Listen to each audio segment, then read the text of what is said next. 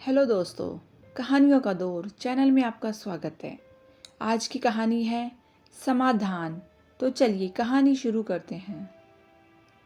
रामलाल की पत्नी सुनंदा के गुजर जाने के बाद उनका पुत्र राजेश उन्हें अपने पास शहर में ले आया था और घर की ऊपर की मंजिल में बने एक कमरे में उनके रहने की व्यवस्था कर दी थी।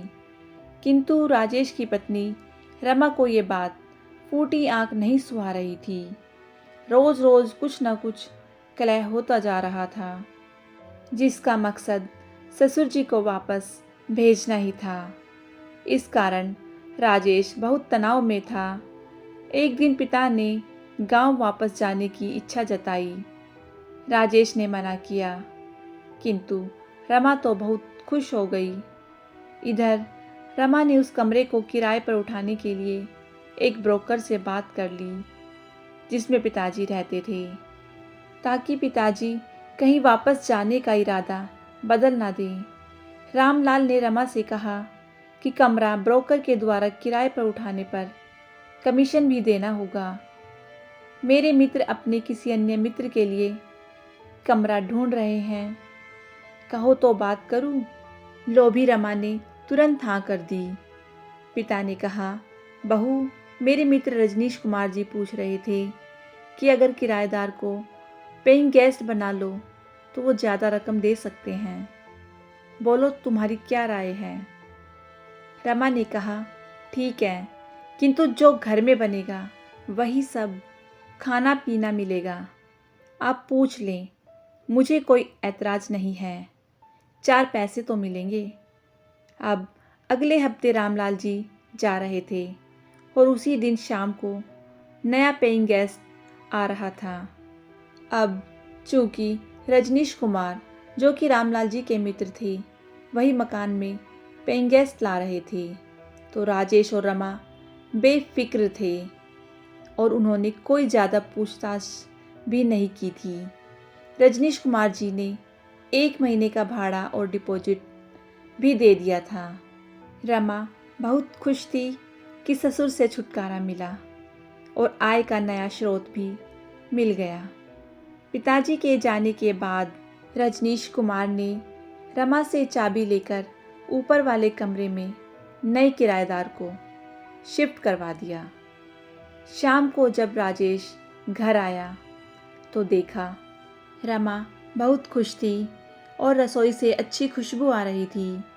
राजेश कुछ उदास था पिता के जाने से, इसलिए उसने व्यंग्य में कहा कि क्या मेरे पिता के जाने की खुशी में इतना स्वादपूर्ण खाना बनाया है? रमा ने कहा, ऐसा नहीं है, आज नए पेइंग गेस्ट का पहला दिन है, इसलिए थोड़ा बहुत कुछ बना लिया है। अब जाकर उन्हें खाने के लिए बुला लाओ और इसी बहाने उनसे मिल भी लेना। मैं तो अभी तक मिली नहीं हूँ। राजेश बेमन से ऊपर गया। दरवाज़ा खटखटाया तो दरवाज़ा उसके पिता ने ही खोला। राजेश को बहुत अच्छा लगा, किंतु अगले ही पल उसका चेहरा शर्म से झुक गया। पिता ने कहा, राजेश, तुम दुखी मत हो, मैं हर महीने किराया समय पर दूंगा। अब बहू को कोई शिकायत भी नहीं होगी। रजनीश कुमार ने मुझे एक लाइब्रेरी में केयर टेकर का काम दिला दिया है। काम के साथ साथ पढ़ने को किताबें भी मिलेंगी और पैसे भी मिलेंगे और हम सब साथ में शांति से रहेंगे। तेरी माँ की आत्मा भी खुश होगी। तू परेशान मत हो। इस समस्या का इससे अच्छा कोई समाधान नहीं हो सकता था। किंतु राजेश सोच रहा था कि ये कैसा समाधान है। वास्तव में पिता का पुत्र के साथ रहना कोई समस्या होनी ही नहीं चाहिए थी। दोस्तों, कितनी अजीब सी बात है कि 2 माता पिता अपने इतने सारे बच्चों को पाल पोस कर बड़ा करते हैं, उन्हें रहने के लिए अलग अलग मकान देते हैं। मकान फिर बच्चों का हो जाता है और बच्चों के घर में माता पिता एक मेहमान बनकर रह जाते हैं। तो दोस्तों, आप इस कहानी के बारे में क्या कहेंगे? मुझे कमेंट करके ज़रूर बताएं। यदि आपको ये कहानी अच्छी लगी हो तो कहानी को लाइक कीजिएगा, शेयर कीजिएगा और चैनल को सब्सक्राइब करना बिल्कुल ना भूलिएगा। कहानी सुनने के लिए बहुत बहुत धन्यवाद।